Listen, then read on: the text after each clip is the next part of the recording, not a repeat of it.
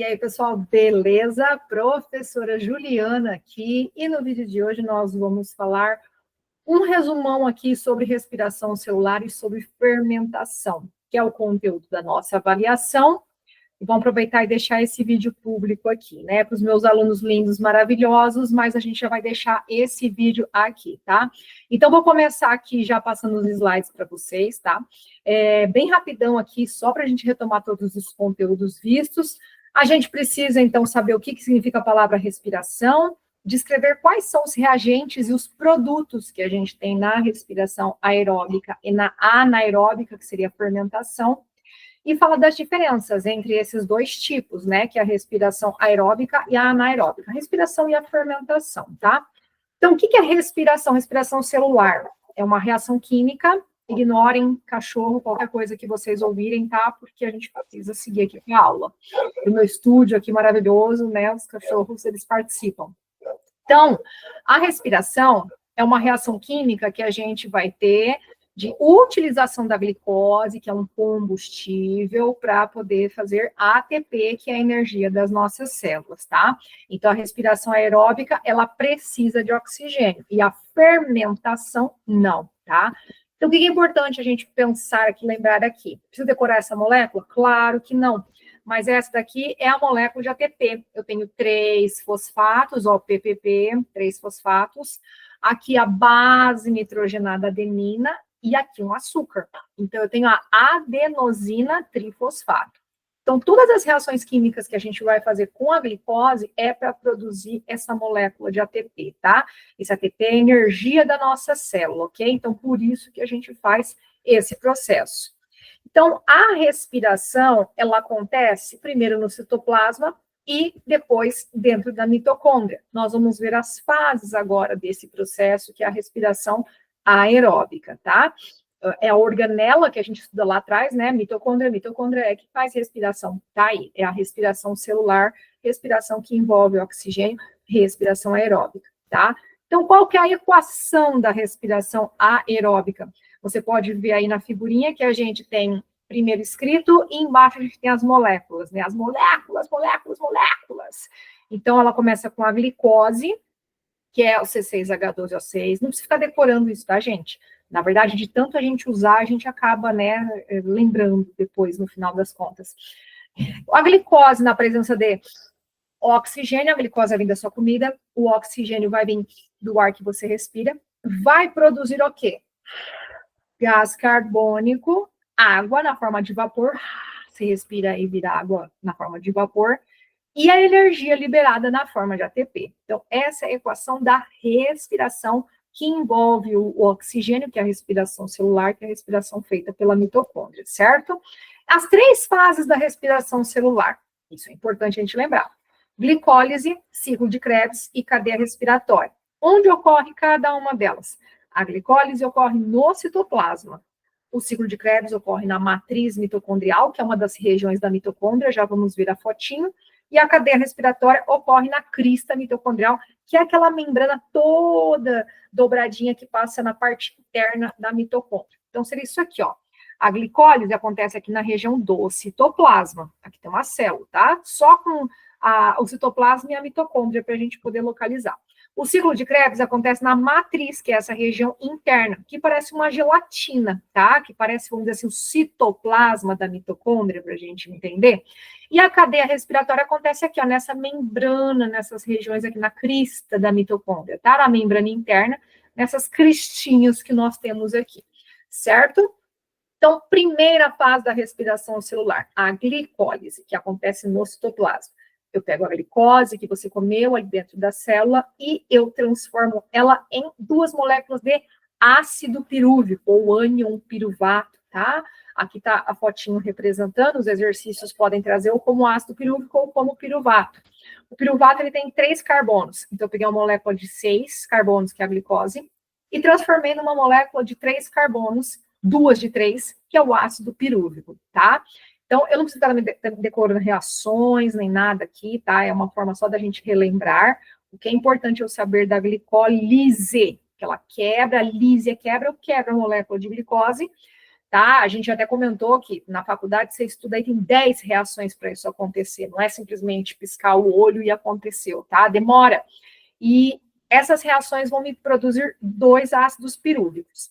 Se eu tiver um porteiro agora, essa reação de ácido pirúvico entra na mitocôndria. Qual que é o porteiro do citoplasma? É o oxigênio. Então, precisa ter oxigênio para poder entrar, continuar a via da respiração celular agora e passar para o ciclo de Krebs, tá? Então, eu estou no citoplasma. Apareceu oxigênio, eu sigo agora para o ciclo de Krebs e cadeia respiratória. Mas e se não tiver oxigênio, professor? Se acontecer alguma coisa lá que a célula lá que está fazendo respiração não tem oxigênio, aí vai para a via da fermentação, ok? O oxigênio é um sinalizador. Se não tem oxigênio, eu fico na via anaeróbica, tá? Eu fermento, ok? Isso é importante a gente lembrar. Então, glicólise, citoplasma, produz 2 ácidos pirúvicos. Agora, eu vou para a parte interior da mitocôndria. E vamos para o ciclo de Krebs, que é esse monte de reação linda, maravilhosa, que também, por enquanto, nós não precisamos saber absolutamente nenhum, tá?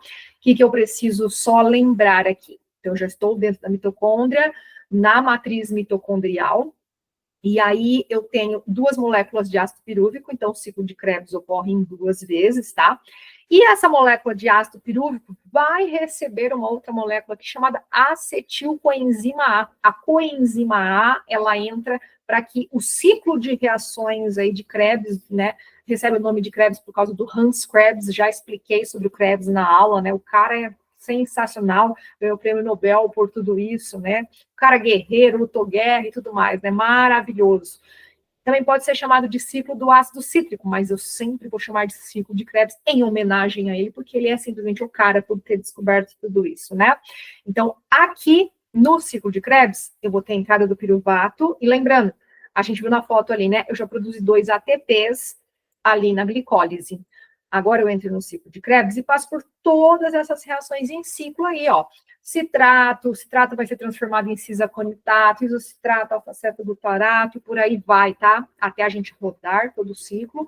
E aí, no final do ciclo de Krebs, a gente tem a molécula de glicose sendo oxidada. Ela está passando por reações com oxigênio, certo? E no final do ciclo de Krebs, eu produzo 2 ATPs. Então, foi 2 ali na glicólise e 2 aqui no ciclo de Krebs, certo? Então, nesse momento aqui do ciclo de Krebs, algumas coisas são interessantes a gente lembrar. Primeira, vou colocar aqui para vocês, só sinalizar aqui, ó.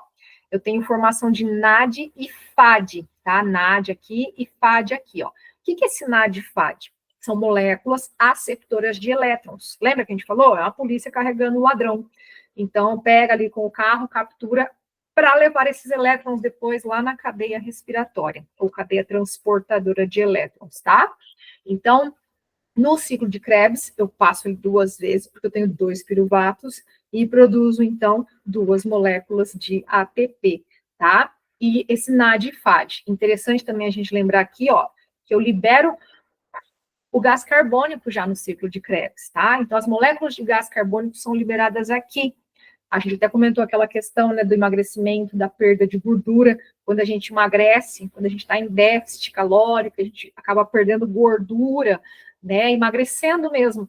A gente está perdendo gordura aqui no ciclo de Krebs. Não é na urina, no cocô, no xixi, não. É através do gás carbônico aqui, porque eu estou usando também essas moléculas de gordura como fonte de energia no ciclo de Krebs, tá?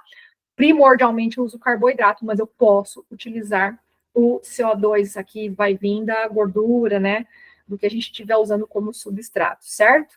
E aí, depois que eu produzir esses 2 ATPs, todas essas reações aqui, ó, elas vão me produzindo elétrons saindo do hidrogênio, que vão entrar na última fase, ó, produzir os 2 ATPs, tá vendo, ó? Um ATP por ciclo, né, porque são 2 piruvatos, e esses 6 NAD mais o gás mais o FAD, eles vão acabar produzindo, carregando elétrons, né, e esses elétrons vão parar agora na última fase, que é a cadeia respiratória, tá? E o que é a cadeia respiratória? Que acontece na crista mitocondrial. Essa aqui é a membrana linda da mitocôndria, né? Então, aqui na membrana da mitocôndria, nós temos várias proteínas, complexos de proteína, e olha o que acontece. Nós temos aqui em cima, ó, todos esses elétrons, esses hidrogênios, sendo descarregados aqui nessa membrana. Então, nós temos aqui a parte da matriz e aqui o espaço entre as membranas, onde esse hidrogênio vai ser despejado, vamos dizer assim, né? E fica um monte de hidrogênio aqui, gente, fica um monte de hidrogênio aqui. E eles estão fazendo uma bagunça aqui, uma bagunça. E aí, eu gostaria de te falar agora o seguinte: você está pronto para a festa, para a rave dos hidrogênios? Fazendo bagunça na sua célula? Então, eu vou colocar aqui para vocês. Se você não está pronto, fique pronto, porque você precisa se preparar para a festa dos hidrogênios. Vamos lá? Está todo mundo pronto? Posso continuar a aula? Podemos continuar? Você está pronto para a festa dos hidrogênios? Todos balançando e sambando e sendo descarregados e fazendo a maior bagunça ali na sua célula?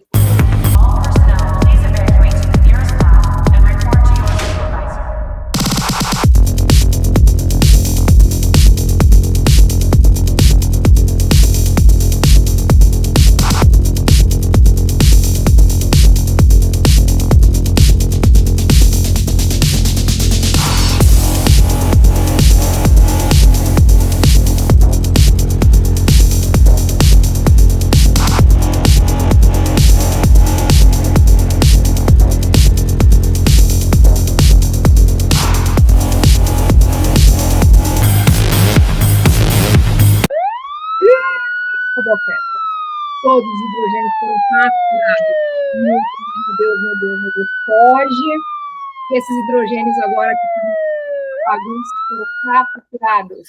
E por quem que esses hidrogênios foram capturados? Olha aqui, pela nossa molécula linda ATP sintase ou ATP sintetase. Então, olha o que acontece aqui, gente. Vocês gostaram da rave, né? Então, o que acontece quando a gente entra aqui na parte da ATP sintase ou ATP sintetase? Aqui está aparecendo a imagem, achei que não estava aparecendo, ó. O que acontece aqui? Então, nós temos os hidrogênios sendo recolhidos por essa subunidade, é uma molécula, tá? Ela parece uma molécula que gira. Então, ó, os hidrogênios são recolhidos aqui e retornam para a membrana. No momento que esses hidrogênios retornam, eles vão acabar produzindo as moléculas de ATP. Olha aqui, ó. Quando eu retorno esses íons H+, os hidrogênios, os elétrons aqui para a parte interna da membrana, eu produzo a molécula de ATP. É como se eu girasse essa enzima, que é a ATP sintetase ou ATP sintase, e ela põe o fósforo novamente nas moléculas de ADP. Lembra da nossa aula de bioenergética? O ATP, ele vai perdendo esses fósforos e na quebra dessas ligações é que ele nos fornece energia. Então, eu preciso colocar o fósforo de volta, eu preciso refosforilar essas moléculas, ok? Então, é basicamente isso que acontece. Eu tenho aquele monte de hidrogênio aqui, só está representado de outra forma, né? Os hidrogênios estão aqui, e aí eles vão entrar da rave, porque a polícia pegou eles agora, vão entrar aqui, e esses elétrons vão fazer a molécula de ATP sintase girar para produzir ATP. Então, é uma enzima que vai fazer esse processo aí de refosforilar as moléculas de ATP, ok? E para a gente fechar, nós temos a fermentação ou respiração anaeróbica. Ela acontece sem oxigênio, e aí nós temos algumas equações, alguns tipos de fermentação que são importantes. Fermentação láctica, fermentação alcoólica, fermentação acética, tá? E ela tem muito a ver com o produto que eu tenho nessa reação. Então, se a glicose não conseguiu entrar no ciclo de Krebs e formou ácido láctico, eu tenho fermentação láctica, tá? Ela produz pouquíssimo ATP ali, só chega a 2 ATPs, e a gente produz ácido láctico nas fermentações do leite e da nossa perna quando a gente tem cãibra, tá? Nosso músculo, quando ele trabalha demais e falta oxigênio, ele dá cãibra, porque ele fermenta, tá? Então, a fermentação láctica na espécie humana e nos iogurtes, queijos e leites e tudo mais. E nós temos a fermentação alcoólica, que acontece no caso aqui da fermentação láctica, seria o ser humano e as bactérias. E no caso da fermentação alcoólica, a gente tem fungos, principalmente, fazendo esse tipo de fermentação. Então, o açúcar é convertido em etanol e gás carbônico. A fermentação alcoólica está principalmente envolvida na produção de bebidas alcoólicas e da massa do pão, né? Então, quando a gente tem o pão fermenta, e é por isso que o pão cresce, tá? Lembrando, todos esses processos aqui são fermentação, eles acontecem sem a presença de oxigênio, tá? Faltou oxigênio na perna, ela fermenta. Faltou oxigênio aqui na reação ali de produção de energia do fermento do pão, ele faz a fermentação, ok? Aqui algumas diferenças entre os dois processos. A respiração aeróbica vai produzir ali na faixa de 32, 33, acima de 30, tá? Hoje não tem um consenso ainda, mas mais de 30 ATPs. E aqui eu vou liberar só 2 ATPs depois dessa reação. Porque a respiração anaeróbica, gente, ou a fermentação, ela só faz a glicólise, tá? Aqui nós temos oxigênio presente, e aqui não tem ou tem muito pouco, quase nada de oxigênio, certo? Por isso que fermenta. A glicose vai ser totalmente oxidada, ela vai ser totalmente passada por reações que envolvem oxigênio, e aqui não. Aqui nós ainda temos energia ao final dessa reação, porque produz pouca energia, certo? Então, aqui nós fechamos a nossa revisão de respiração aeróbica ou anaeróbica, né, que seria a fermentação. Eu espero que você tenha gostado desse vídeo, eu espero que você tenha entendido um resumão aqui desse conteúdo rapidão para você entender. Curta, comente, compartilhe, deixe a sua dúvida, deixe o seu like, se inscreva no canal. Não vai ficar pensando só em rave, né? Tem que pensar em estudar, né? Porque você já sabe, né? Biologia não é só para você passar no Enem, passar no vestibular, tirar 10 da prova. Não só. Biologia é para a sua vida.